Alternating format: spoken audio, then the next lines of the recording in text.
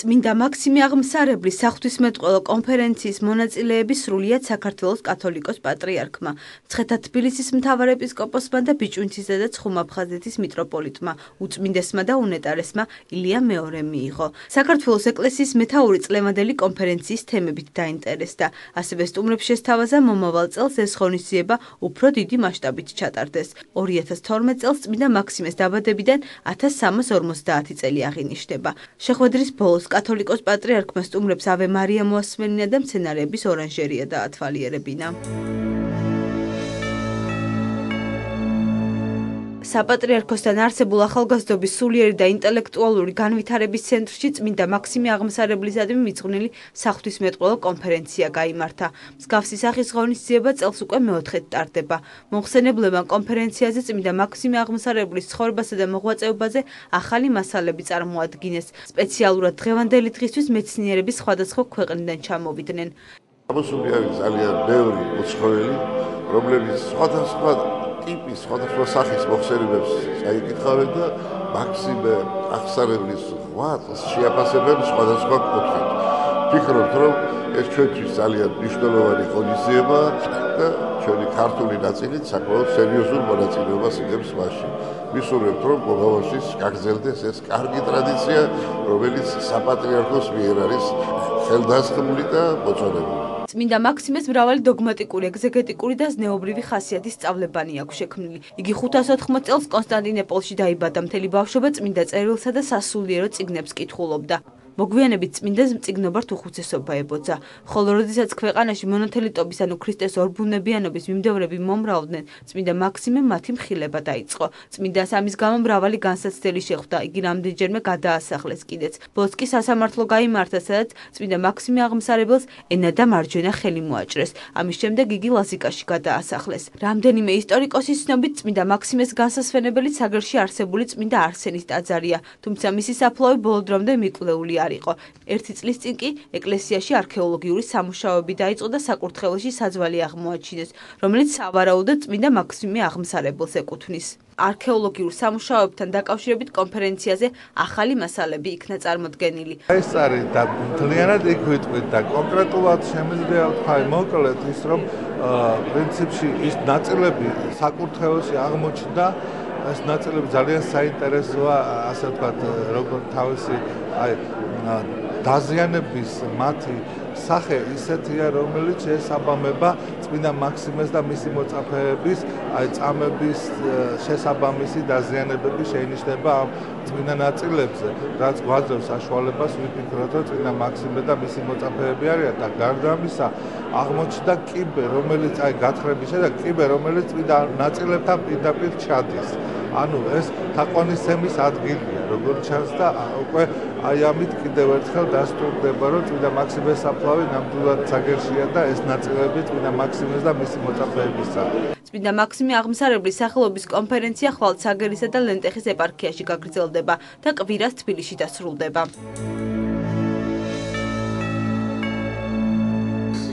წმინდა მაქსიმე აღმსარებლისადმი მიძღვნილი საერთაშორისო საღვთისმეტყველო კონფერენციის მეორე ნაწილს წმინდა ანდრია პირველწოდებულის სახელობის ქართულმა უნივერსიტეტმა უმასპინძლა. სხდომას მანგლისისა და წალკის მიტროპოლიტი ანანია უძღვებოდა. საგანგებოდ ამ კონფერენციისთვის ჩამოსულმა უცხოელმა მეცნიერებმა და სასულიერო პირებმა წმინდანის ცხოვრებასა და მოღვაწეობაზე ისაუბრეს. სამეცნიერო შეხვედრების ციკლი წელს უკვე მეოთხედ ტარდება. მაქსიმე აღმსარებელი არის სოფლიო ეკლესიის მართლმადიდებლობის უდიდესი წმინდანი არის, ცხოვრობდა მე-7 საუკუნეში და მისი მოღვაწეობა ჩვენთვის არის მნიშვნელოვანი, განსაკუთრებით იმის გამო, რომ ისაა დაკრძალული საქართველოში. დიდი მადლი და კურთხევა არის ჩვენთვის, ჩვენი ქვეყნისთვის მისი აქ ყოფნა და უნდა ვთქვათ, რომ ასევე მნიშვნელოვანი არის ჩვენი ეკლესიის წარსულის კვლევისთვის. ჩვენი ერი ჩვენი ქვეყანა ყოველთვის იყო ბურჯი მართლმადიდებლობისა. მუხარული ვარ, რომ მონაწილეობას ვიღებ დღევანდელ კონფერენციაში. მაქსიმე აღმსარებელი იყო უდიდესი წმინდანი, რომელიც ბიზანტიაში მოღვაწეობდა. მას დიდი წვლილი მიუძღვის თეოლოგიური საკითხების განვითარებასა და ეკლესიური სწავლების ჩამოყალიბებაში. მაქსიმე აღმსარებელმა ბიზანტიიდან რომში იმოგზაურა, სადაც საკმაოდ დიდი დრო დაჰყო. შემდეგ ჩამოვიდა საქართველოში. მან საქართველოს ეკლესიური სწავლების განვითარებაში ასევე მნიშვნელოვანი როლი შეასრულა.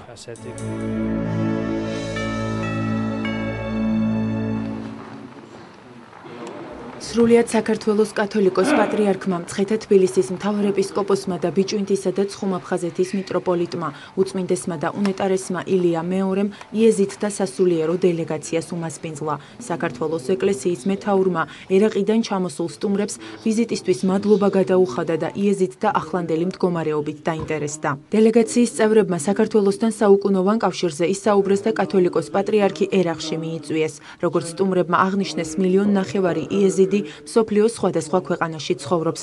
მათი გარკვეული ნაწილი კი საქართველოსშია. ეს იეზიდთა სასულიერო დელეგაციის პირველი ვიზიტია ჩვენს ქვეყანაში.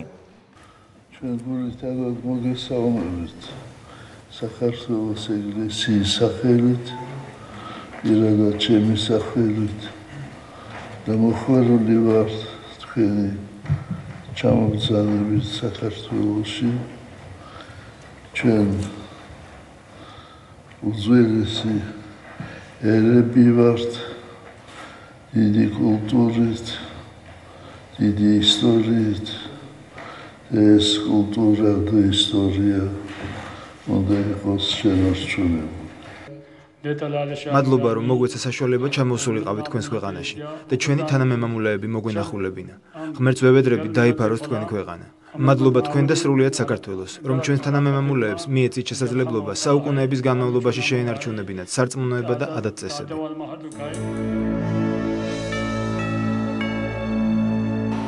კიდევ ერთი ქართული წარმოება და პროდუქცია ბაზარზე. ნატახტარში ახლად გახსნილი ქარხანა აქვაგეო, რომელიც მინერალურ მაღალხარისხიან წყალს ამზადებს, დღეს საქართველოს პრეზიდენტმა მიხეილ სააკაშვილმა დაათვალიერა და ქარხნის მუშაობას გაეცნო. გაკეთდა სარეცხილ საშუალებების ფაბრიკა, ბარამბო, შოკოლადის ქარხანა, შემდეგ ერთი ფარმაცევტული, მეორე ფარმაცევტული, ლუდის ქარხანა, უკვე ამ ხელზე აღარ მყოფნის, ეხლა აქეთ გადმოვდივარ. სათბურები, წყლის ქარხანა და კიდე 3-4 კეთდება და ორივე ხელის 10-11 უკვე აღარ მეყოფა ამ პატარა ადგილზე, რომელიც არის მართლა მინდორი იყო და მეტი არაფერი. და 1200-ზე მეტი ადამიანია დასაქმებული. 1200-ზე მეტი წელში გამართული ოჯახი. ძალიან ლამაზი, რომ წყალი არის ჩვენი სტრატეგიული რესურსი. იმათ აქვს ნავთობი და გაზი, მაგრამ ვერაფერს ვერ ქმნიან და ჩვენ წყალი გვაქვს და წყლის მეშვეობითაც ქმნით ბევრ რაღაცას. იმიტომ რომ ჯერ ერთი ამის ფასი სულ უფრო მოიმატებს სოფლიოში და საქართველოს მადლობა ღმერთს ეს მომადლებულად აქვს ეს რა და ბაზრები არსებობს გასაღების. და მეორე არის ის, რომ ეს უბრალოდ წყალი კი არა, ეს რაღაც ეს არის ის წყალი, რომელიც ამდიდრებს აქ გარშემო მაცხოვრებელი ადამიანების ოჯახებს. მტკნარი მინერალური წყალის სნო, რომელსაც ქარხანა ამზადებს, მთის წყალია, რომელიც სათავეს კავკასიონის ფერდობიდან იღებს და მუხრანის ველის ქვეშ წყლის აუზს ქმნის. სწორედ ამ ადგილიდან ხდება ქარხნის წყლით მომარაგება.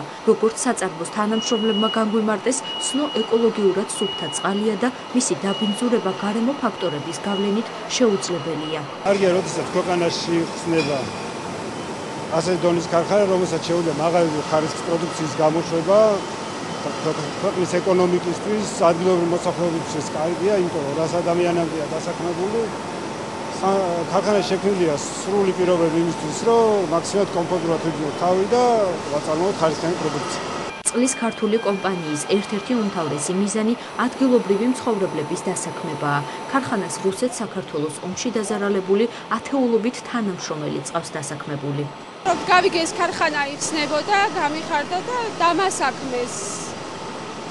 მაქვს ხელფასი, არის მგზავრობა უფასო, კვება უფასო, გამიხარდა, რადგან ეს ხელფასზე შემოსავალი ჩემ ოჯახს დიდად არგებს. კომპანია აქვაგეო საქართველოს საპატრიარქოს ინიციატივით ბიზნესმენებმა ვახტანგ ლიპარტიანმა და თენგიზ და ალექსანდრე ხარებავებმა 2009 წელს დააფუძნეს. საწარმო უახლესი ტექნოლოგიებითაა აღჭურვილი. მომავალში ქართული წყლის პროდუქტების ექსპორტი მრავალ წამყვან ქვეყანაში იგეგმება.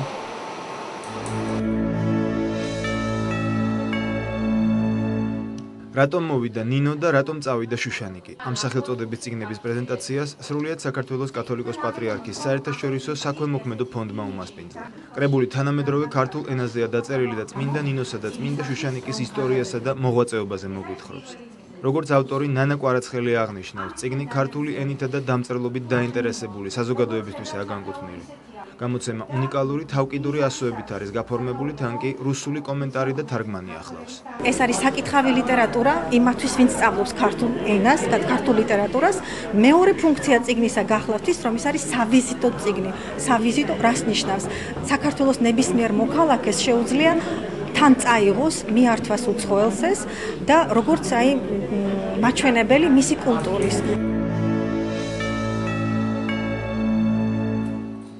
გველის მჭამელი, ბახტრიონი, სტუმარ მასპინძელი, ვაჟა-ფშაველას მიერ საკუთარი ხელით დაწერილი ამ და სხვა ცნობილი პოემებისა და ლექსების გამოფენა ხელნაწერთა ეროვნულ ცენტრში მოეწყო.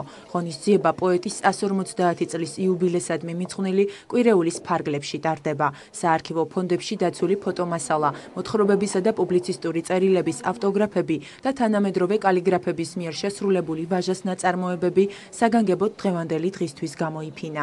1958 წლიდან ცენტრში 160-მდე ეგზემპლარი ინახება და ეს უნიკალური მასალა ფონდში საისტორიო საეთნოგრაფო საზოგადოების დახმარებით მოხვდა.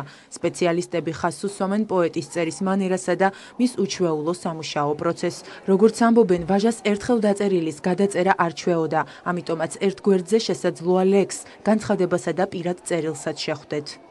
ვაჟა-ფშაველას კალიგრაფიას როდესაც თვალს შევავლებ, დამეთანხმებით, რომ იქ ჩანს მისი ბობუქარი ბუნება, არაორდინალურობა, 1000 ჯერ გადახაზული, გადაშლილი სტრიქონები აჩვენებს მნახველს ამ შედევრების შექმნის სამზარეულოს, ასე ვთქვათ. ვაჟას არქივში ძალიან ბევრი შავი ნაწერია, ვაჟა წერს ხშირად მწვანე ფერის მელნით, წერს ფანქრით, ასწორებს მელნით, ჰორიზონტალურად კეცავს ქაღალდს, აკეთებს თავისებურ ჩანახატებს, ესკიზურ ჩანახატებს, პორტრეტებს.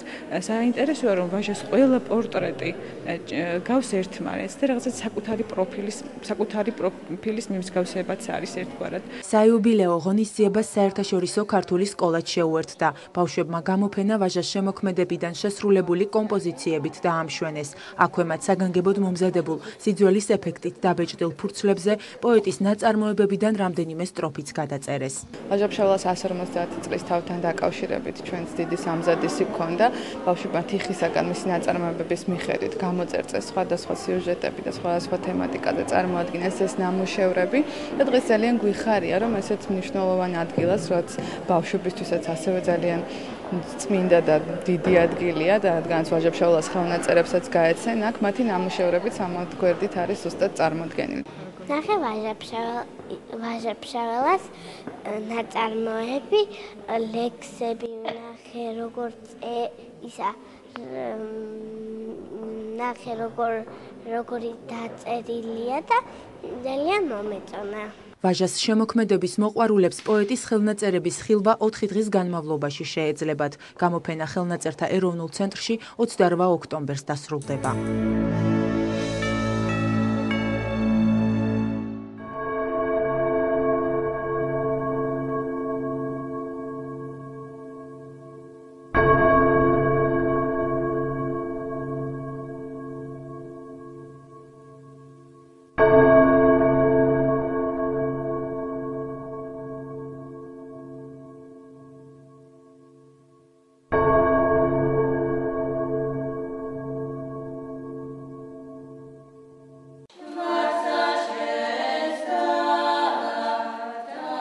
სოფელ ბაკურციხეში მე-19 საუკუნის პატარა ბაზილიკურ ტაძარში ახლა ღვთისმსახურება მიმდინარეობს. საღვთო ლიტურგიის დასრულების შემდეგ მღვდელი გიორგი მრევლს ხშირად უყვება იმ ამბავს, თუ როგორ შევიდა ერთი ქართველი მღვდელმთავარი საკონცენტრაციო ბანაკის გაზის კამერაში სიკვდილმისჯილი მრავალშვილიანი ტყესმაგივრად. ეს ისტორია ამ კედლებში და ამ გარემოში სულ სხვანაირად ისმის, რადგან სწორედ ამ სოფელში წმინდა გრიგოლ ფერაძე დაიბადა. როდესაც შვილს მისი მშობლები წმინდა გრიგოლ ხანძთელის პატივსაცემად ტაო-კლარჯეთის მონასტრების მასშენებლის სახელს არქმევდნენ, ალბათ ვერ წარმოიდგენდნენ, რომ მათი ვაჟიც მე-19 საუკუნეებში მოღვაწე წმინდა მამის მსგავსად ისტორიას როგორც ეკლესიის დამაარსებელი და უდიდესი სასულიერო მოღვაწე ისე შემორჩებოდა, მაგრამ ბედის უკუღმართობით საქართველოსთან ძალიან შორს.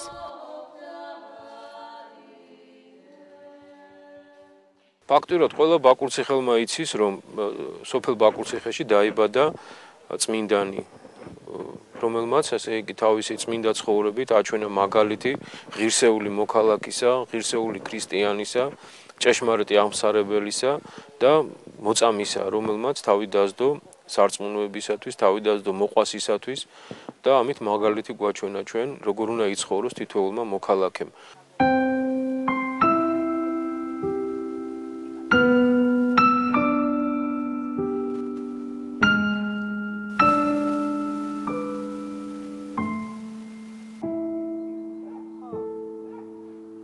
გარემო, სადაც წმინდა გრიგოლ ფერაძემ თავისი ცხოვრების 6 წელი გაატარა, ძალიან შეცვლილია, თუმცა სხვისი სიცოცხლის გადასარჩენად განწირული სიცოცხლე სწორედ აქ დაიწყო. წლების მანძილზე მრავალჯერ აშენებულ და დანგრეულ ნასახლარზე ამბობენ, რომ ფერაძეებისეული მხოლოდ ბუხარიღა შემორჩა, თუმცა ეს ამბავიც მისმა ნათესავებმა გადმოცემით იციან. დიდი ბაბუისა და ბიძის ამბებს ხშირად იხსენებს წმინდა გრიგოლ ფერაძის ძმისშვილი. აქ მოღვაწეობდა პაპაჩემი რომანოც ფერაძე 1905 წლამდე. მან დაახლოებით 6-7 წელიწადი იმოღვაწეა ამ ეკლესიაში როგორც წინამძღვრად. მანამდე კი იგი გადმოყვანილი იქნა საქაშეთის, გორის მაზრის საქაშეთის ეკლესიიდან, სადაც ის დიაკვნად მსახურობდა. მანამდე კი მან დაამთავრა გორის საოსტატო სემინარია ვაჟა-ფშაველასთან ერთად. აქ დაიბადა მომავალი წმინდანი გრიგოლ ფერაძე და რამდენიმე წლის შემდეგ მამაჩემი ვასილ ფერაძე. სამწუხაროდ რომანოზი ადრე გარდაიცვალა 1905 წელს და შემდგომში, ესე იგი, ოჯახი იძულებული გახდა დაეტოვებინათ ბაკურციხე, სოფელი ბაკურციხე და გადმოცულიყვნენ ქალაქში, სადაც ბინა ჰქონდა. წმინდა გრიგოლ ფერაძის ცხოვრება სოფელ ბაკურციხიდან და საქართველოდანაც ძალიან შორს გაგრძელდა. სასულიერო სემინარიისა და უნივერსიტეტის დასრულების შემდეგ საქართველოს საპატრიარქოს გადაწყვეტილებით წმინდანი ბერლინის უნივერსიტეტში სასწავლებლად გაემგზავრა. მან მალევე დაიწყო სამეცნიერო მოღვაწეობა. 1929 წელს კი პარიზში ქართულ ემიგრანტებთან ერთად წმინდა ნინოს სახელობის ქართული მონასტერი დააარსა.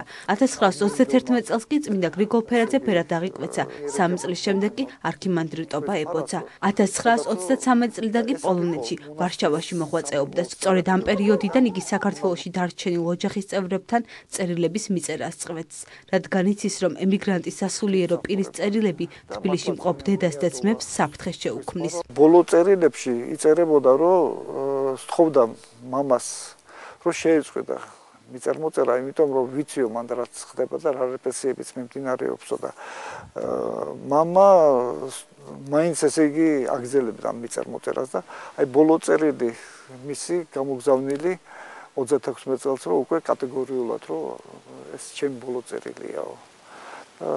ნუ ესე იგი მოგეხსენებათ როგორ ცენზურას განიცდიდა ყოველი მიწერ-მოწერილი წერილი და იქ რა თქმა უნდა ღია და საჯაროდ ვერაფერს ვერ მისწერდი. უბრალოდ როგორ ახარ, ხوار გიჭირს რამე და ესე გამარიობა. ანდა ხანდახან ოჯახში ახლა წიგნები ქონდა დარჩენილი და სთხოვდა რომ იქნებ როგორმე გაეგზავნა.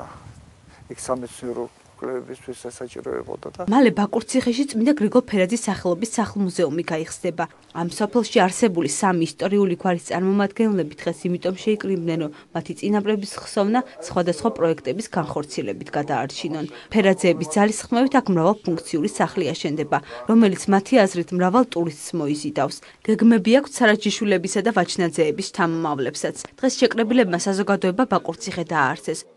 გრიგოლ ფერაძის საზოგადოებამ და ფერაძეებმა კერძოდ შევიძინეთ აი აქ ყოფილი ნასახლარი, სადაც გრიგოლ ფერაძე დაიბადა და მისი მშობლები ცხოვრობდნენ, ნაკვეთი, რომელიც გადავეცით ეკლესიას და აი აქ გვაქვს გაკეთებული პროექტი, რომელიც გვინდა რომ ავაშენოთ მისი სახელობის სახლ-მუზეუმი, იმიტომ რომ საქართველოში სამწუხაროდ გრიგოლ ფერაძის სახელზე აბსოლუტურად არაფერი არ არის. ერთი ქვაც კი არ არის მისი სახელობის.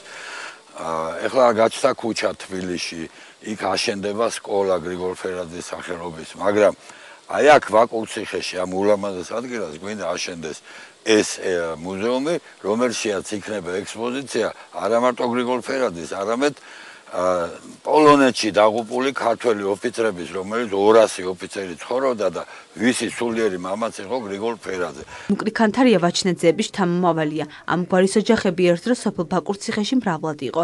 მათ უკავშირდებათ სოფელში აგებული რამდენიმე ეკლესია. მათ შორის ის ტაძარი, სადაც წირვას წმინდა გრიგოლ ფერაძის მამა ახავლენდა. ვაჩნაძეები ამ სოფელში აღარ ცხოვრობენ. ბოლშევიკებმა მათი უმრავლესობა ან დახვრიტა, ან გადაასახლა. ნუკრი ქანთარია ამბობს, რომ ბებიამისის ოჯახი რეპრესიებს მხოლოდ იმიტომ გადაურჩა, რომ მამაკაცი არ ჰყავდათ. ყველაზე ფულს ბავშვობიდან ბაკურციხეში ატარებს და ამ სოფლის ყველა ლეგენდას ეპირად იცის. თუმცა ამბობს, რომ ორი ქვეყნის, პოლონეთისა და საქართველოს წმინდანის ცხოვრებისა და მოღვაწეობის შესახებ ამ სოფელში ბოლო დრომდე არაფერი სმენია. 1905 წელს თბილისში გადასული ფერაძეების ოჯახი ბაკურციხელების მეხსიერებიდან სამუდამოდ გაქრა. მე არ გამიგია ფერაძეების შესახებ და არც უფროსებს არ ჰქონდათ ნათქვამი. ესე რომ ფერაძეების გვარის შესახებაც კი ცნობა, აი მაგას ახლა სადაც სახლს ამბობენ, იქ ბიბლიოთეკა მახსოვს, მე რომ ბიბლიოთეკა იყო ხოლმე და არ ვიცით და საერთოდ საქართველოსაც არ იცოდა 90-იან წლებში გახდა სწორედ ფერაძის 8 წლის შესახებ ცნობილი საქართველოში.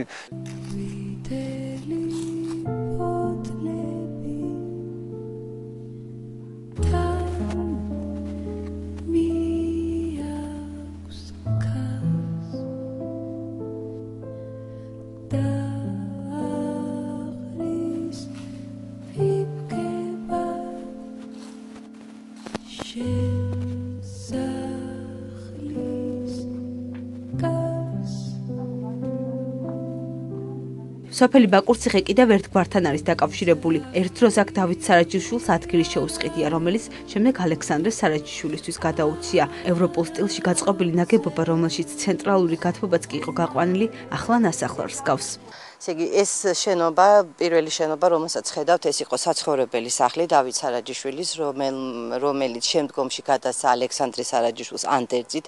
მეორე შენობას, რომელსაც თქვენ ხედავთ, ეს არის დავით სარაჯიშვილის მარნები, სადაც აქ მზადდებოდა და იწურებოდა ღვინო, ხოლო ეს შენობა, მესამე, რომელსაც თქვენ ხედავთ, აქ იყო ლაბორატორიისთვის, უკვე ტექნიკუმისთვის განკუთვნილი შენობა. ბურნებრივი საყინულე და რა თქმა უნდა მარანი, რომელშიც ერთ დროს 4000-მდე ტონა ღვინო ინახებოდა. დღეს მიტოვებული და უფუნქციოდაა დარჩენილი. უნიკალური ქვევრებით, სადაც საქართველოში ერთ-ერთი საუკეთესო ღვინო იწურებოდა განადგურების პირასაა. თქვენ ხედავთ რა უნიკალური შენობა არის, რა უნიკალური ძეგლი არის, არა მხოლოდ არქიტექტურის ძეგლი არის. არამედ ეს არის ძეგლი ქართული ბიზნესის ისტორიის, ეს არის ჩვენი ეროვნული მემკვიდრეობა. ეს არის ძეგლი ლანდშაფტური არქიტექტურის.